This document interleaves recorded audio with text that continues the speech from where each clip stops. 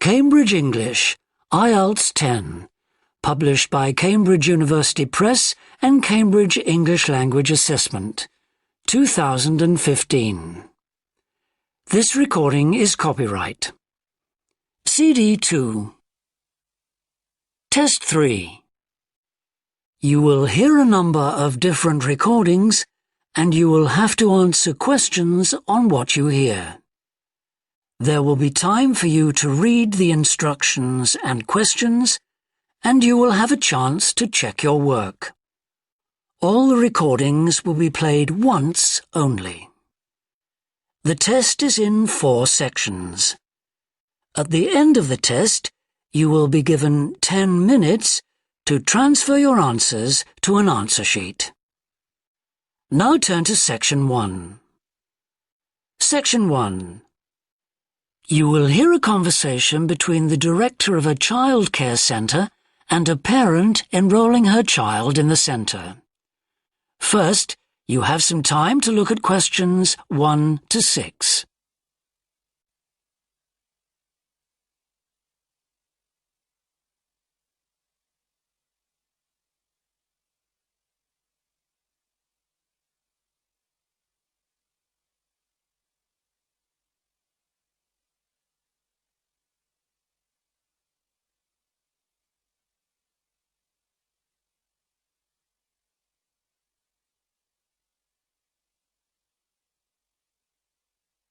You will see that there is an example that has been done for you.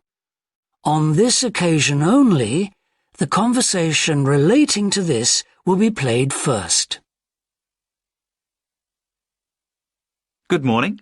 Welcome to the Early Learning Childcare Centre. How may I help you? Hi, I spoke to you last week about enrolling my daughter for next year. Oh, yes. I'll just get some details from you. So, you're her mother? That's right. And can I have your name? It's Carol Smith. The parent's name is Carol Smith, so Smith has been written in the space. Now we shall begin.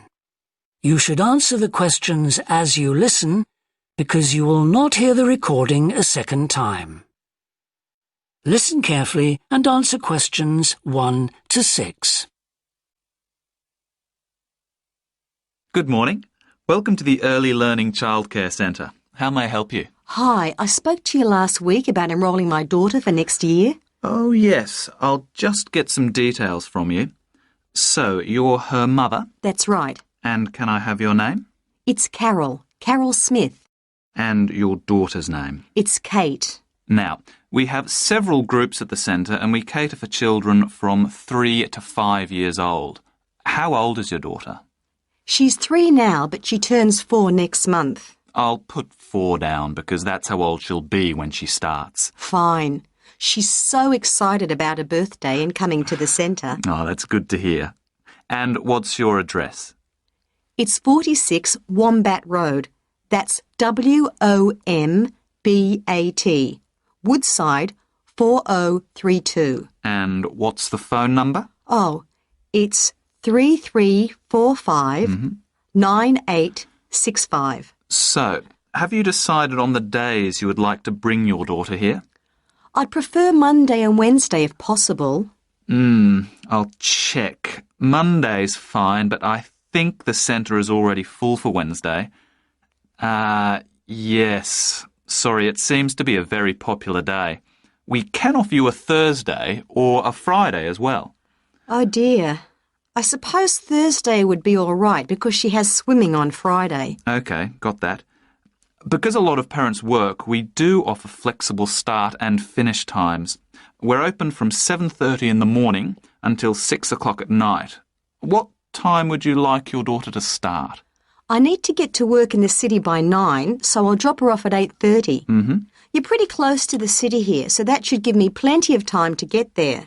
That's fine. Now, we also need to decide which group she'll be in. We have 2 different groups and they're divided up according to age. There's the green group, which is for 3 to 4-year-olds, and then there's the red group, which is for 4 to 5-year-olds. She's quite mature for her age and she can already write her name and read a little. Well, I'll Put her in the red group, and we can always change her to the green one if there are any problems. That sounds fine. OK, let's move on to meals. We can provide breakfast, lunch and dinner. As she's finishing pretty early, she won't need dinner. Will you give her breakfast before she comes? Yes, she'll only need lunch. Before you hear the rest of the conversation, you have some time to look at questions 7 to 10.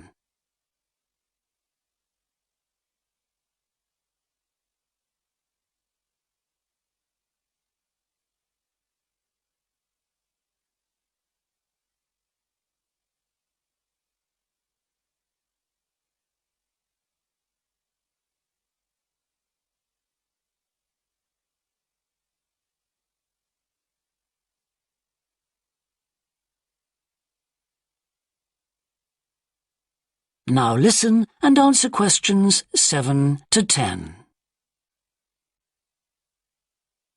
Now, does she have any medical conditions we need to know about? Does she have asthma or any hearing problems, for example? No, but she does need to wear glasses. Oh, I'll make a note of that. Yeah, she's pretty good about wearing them. She can't see much without them. Right. OK. Now, I also need emergency contact details. So what sort of information do you need? Just the name and number of a friend or family member we can contact in case we can't get hold of you at any time. OK. That'd better be my sister, Jenny Ball. That's B-A-L-L. Her phone number is 33467523. Great. So she is the child's aunt? Yes, that's right. I'll make a note of that as well. Now, is there anything you'd like to ask? What about payment? How much are the fees each term? Well, for 2 days and the hours you've chosen, that will be $450 altogether. OK, and do I have to pay that now? No, we send out invoices once the children start at the centre. You can choose to pay at the end of each term, or we do offer a slightly discounted rate if you pay every month. Oh, I'll do that then.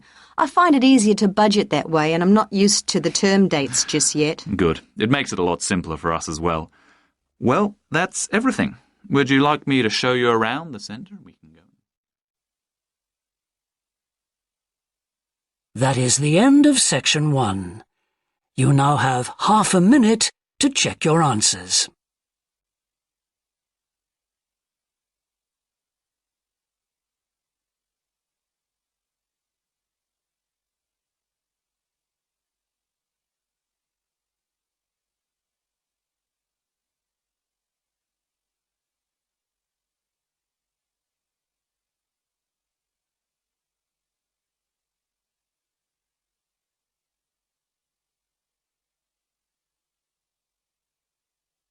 Now turn to section 2.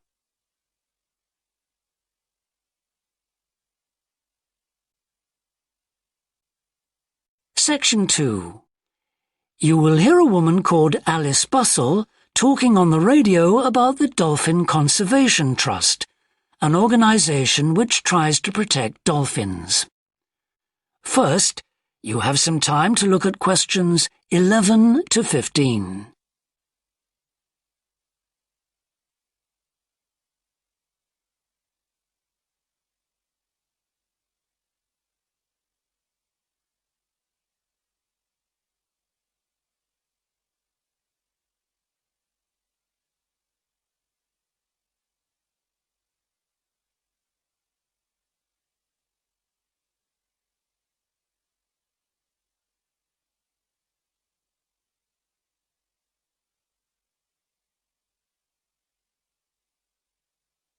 Now listen carefully and answer questions 11 to 15. Today we're pleased to have on the show Alice Bustle from the Dolphin Conservation Trust. Tell us about the trust, Alice. Well, obviously its purpose is to protect dolphins in seas all around the world. It tries to raise people's awareness of the problems these marine creatures are suffering because of pollution and other threats. It started 10 years ago, and it's one of the fastest growing animal charities in the country, although it's still fairly small compared with the big players in animal protection. We're particularly proud of the work we do in education. Last year, we visited a huge number of schools in different parts of the country, going round to talk to children and young people aged from 5 to 18. In fact, about 35% of our members are children. Oh. The charity uses its money to support campaigns, for example, for changes in fishing policy and so forth. It hopes soon to be able to employ its first full-time biologist with dolphin expertise to monitor populations. Of course, many people give their services on a voluntary basis, and we now have volunteers working in observation, office work and other things. I should also tell you about the award we won from the Charity Commission last year for our work in education. Although it's not meant an enormous amount of money for us, it has made our activities even more widely publicised and understood. In the long term, it may not bring in extra members, but we're hoping it'll have this effect. Is it possible to see dolphins in UK waters? Yes, in several locations. And we have a big project in the east part of Scotland.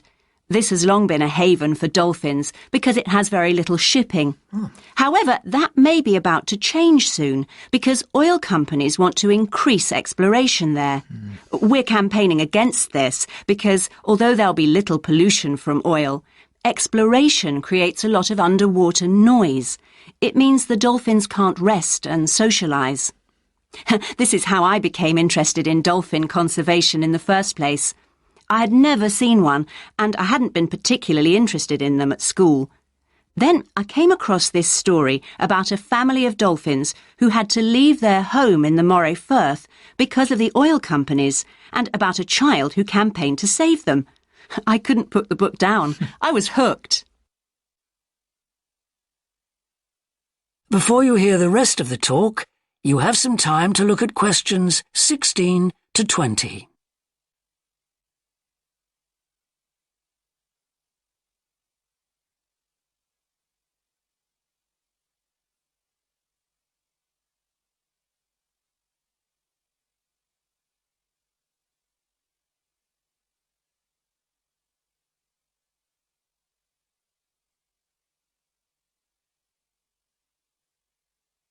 Now listen and answer questions 16 to 20. I'm sure our listeners will want to find out what they can do to help. You mentioned the Adopt a Dolphin scheme. Can you tell us about that? Of course. People can choose one of our dolphins to sponsor. They receive a picture of it and news updates. I'd like to tell you about 4 which are currently being adopted by our members: Moondancer, Echo, Kiwi and Samson. Unfortunately, Echo is being rather elusive this year and hasn't yet been sighted by our observers, but we remain optimistic that he'll be out there soon. All the others have been out in force. Samson and Moondancer are often photographed together, but it's Kiwi who's our real character, as she seems to love coming up close for the cameras, and we've captured her on film hundreds of times. They all have their own personalities. Moondancer is very elegant and curves out and into the water very smoothly, whereas Samson has a lot of energy. He's always leaping out of the water with great vigour. You'd probably expect him to be the youngest. He's not quite. That's Kiwi. But Samson's the latest of our dolphins to be chosen for the scheme. Kiwi makes a lot of noise, so we can often pick her out straight away. Echo and Moondancer are noisy too, but Moondancer's easy to find because she has a particularly large fin on her back, which makes her easy to identify. So, yes, they're all very different. Well, they sound a fascinating group. And how would you go about... That is the end of section 2. You now have half a minute to check your answers.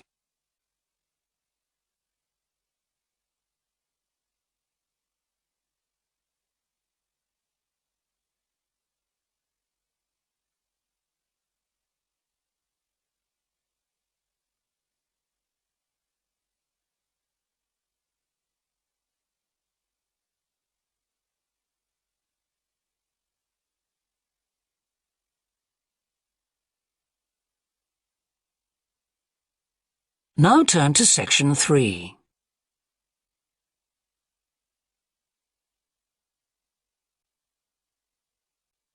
Section 3. You will hear a student called Rob, who is in the first year of a theatre studies course, talking to another student called Mia, who's in the fourth year of the same course. First, you have some time to look at questions 21 to 25.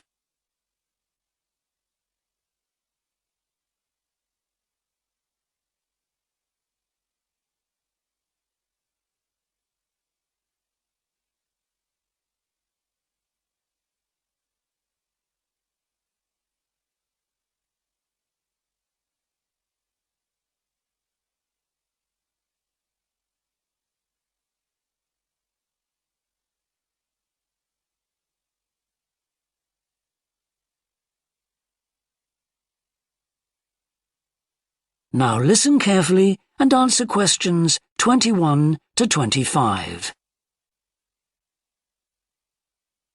Hi, Rob. How's the course going? Oh, hi, Mia. Yeah, great. I can't believe the first term's nearly over. I saw your group's performance last night at the student theatre. It was good. Really? Yeah, but now we have to write a report on the whole thing, an in-depth analysis. I don't know where to start. Like, I have to write about the role I played, the doctor, how I developed the character. Well, what was your starting point? My grandfather was a doctor before he retired, and I just based it on him. Okay, but how? Did you talk to him about it? He must have all sorts of stories, but he never says much about his work, even now. He has a sort of authority, though.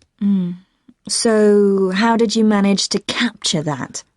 I'd visualise what he must have been like in the past when he was sitting in his consulting room listening to his patients. Okay, so that's what you explain in your report. Right. Then there's the issue of atmosphere. So in the first scene we needed to know how boring life was in the doctor's village in the 1950s. So when the curtain went up on the first scene in the waiting room, there was that long silence before anyone spoke. And then people kept saying the same thing over and over, like, cold, isn't it? Yes, and everyone wore grey and brown and just sat in a row. Yes, all those details of the production.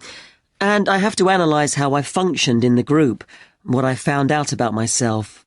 I know I was so frustrated at times when we couldn't agree. Yes. So did one person emerge as the leader? Sophia did. That was okay. She helped us work out exactly what to do for the production, and that made me feel better, I suppose. When you understood what needed doing? Yes. And Sophia did some research too. That was useful in developing our approach. Like what? Well, she found these articles from the 1950s about how relationships between children and their parents, or between the public and people like bank managers or the police, were shifting. Interesting.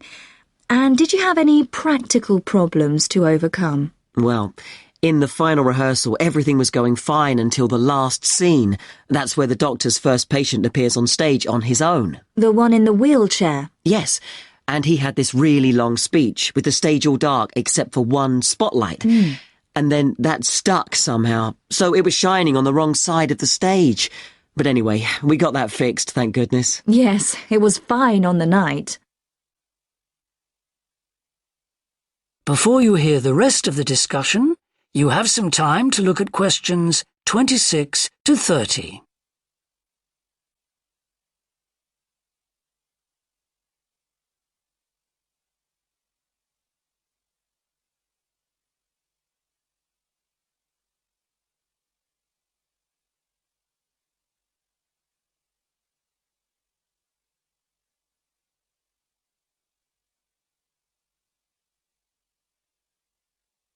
Now listen and answer questions 26 to 30. But while you're here, Mia, I wanted to ask you about the year abroad option. Would you recommend doing that? Yes, definitely. It's a fantastic chance to study in another country for a year. I think I'd like to do it, but it looks very competitive. There's only a limited number of places. Yes. So, next year, when you're in the second year of the course, you need to work really hard in all your theatre studies modules. Only students with good marks get places. You have to prove that you know your subject really well. Right. So, how did you choose where to go?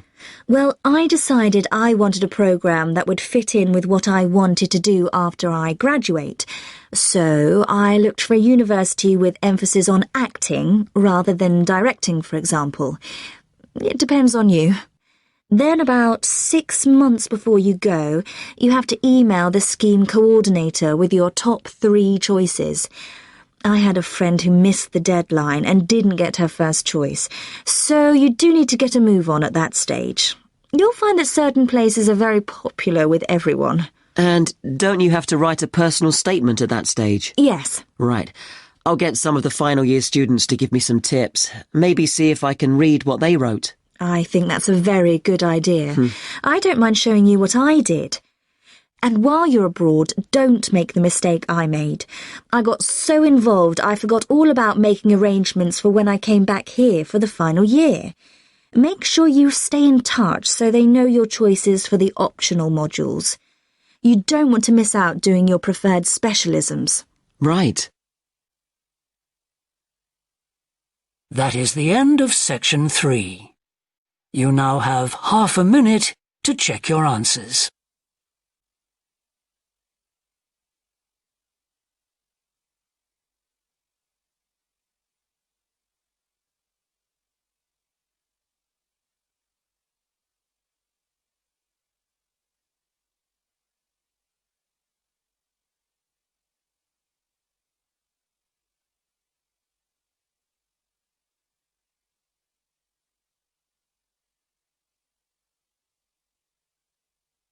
Now turn to section 4.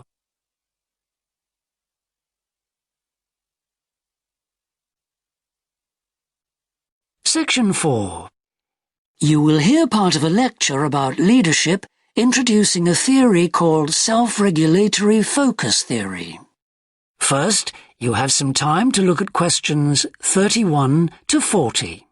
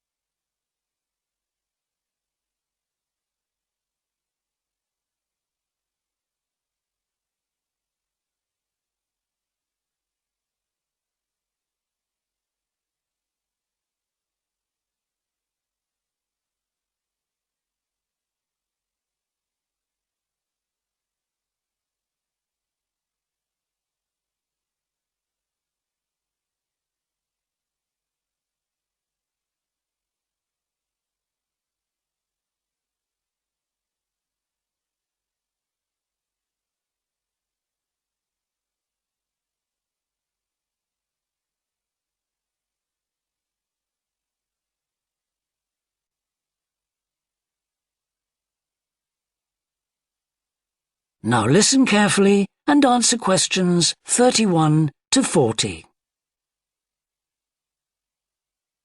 Today, I want to talk about self-regulatory focus theory and how the actions of leaders can affect the way followers approach different situations.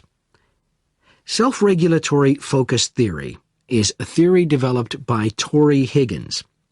He says that a person's focus at any given time is to either approach pleasure or avoid pain. These are 2 basic motivations that each and every one of us has, and they cause us to have different kinds of goals. Promotion goals in different life situations emphasize achievement. Prevention goals are oriented towards the avoidance of punishment. In a specific situation, our thoughts might focus more on promotion goals or more on prevention goals. The theory suggests that 2 factors affect which goals we are focusing on. First, there is a chronic factor.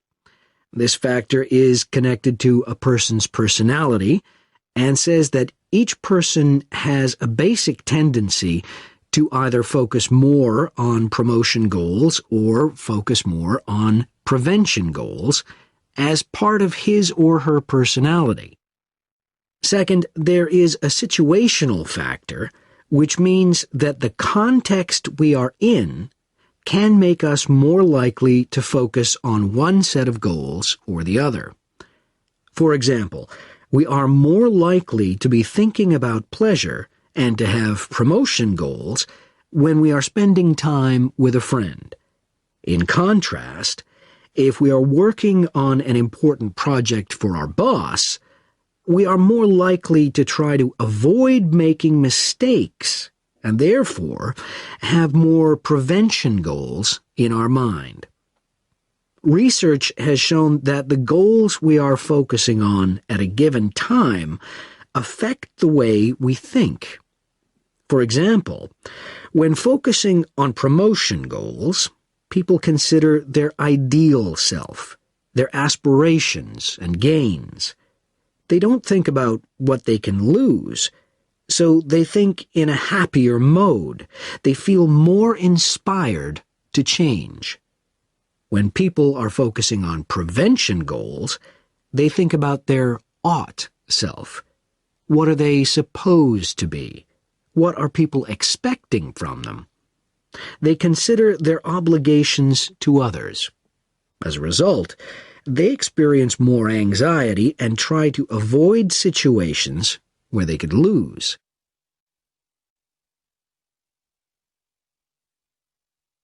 Now that I have talked about the two focuses and how they affect people, I want to look at the idea that the way leaders behave, or their style of leading, can affect the focus that followers adopt in a specific situation.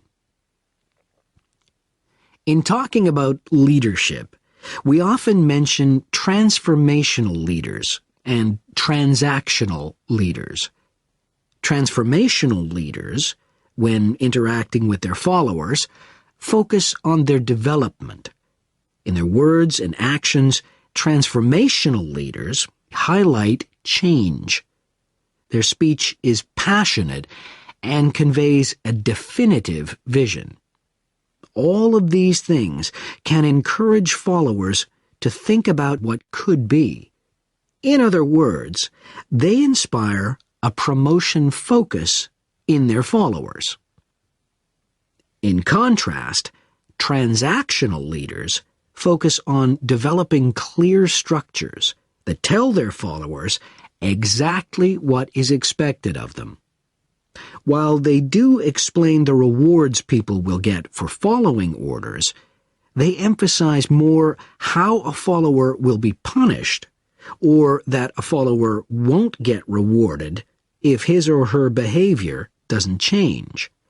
In short, they emphasize the consequences of making a mistake.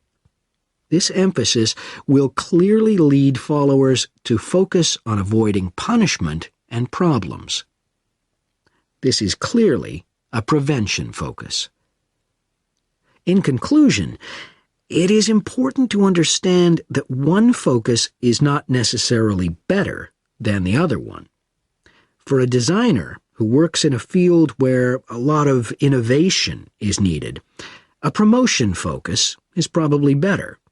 In contrast, a prevention focus, which causes people to work more cautiously and produce higher quality work, might be very appropriate for a job like a surgeon, for example. The main point of the research, though, is that the actions of leaders can greatly influence whether people approach a situation with more of a promotion focus or more of a prevention focus.